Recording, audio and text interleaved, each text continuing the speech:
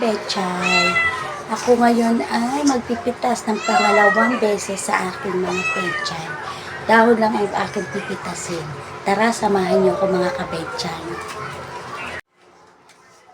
Ay lang naman ang aking mga pechay sa labas lang ng aming pinto. Tara, samahan niyo ulit ako mga kabechay. Ito nga pala yung aking mga pechay. Yan. Dahon lang ang aking pipitasin. Ang lago-lago na, yung iba maliliit pa. Yan. Sobrang init dito. Kita nyo, ganda ng pechay ko. Ito yung aking luya.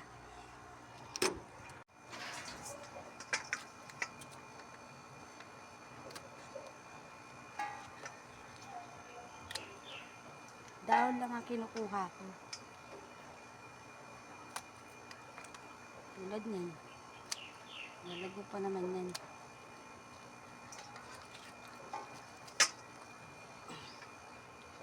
Laki.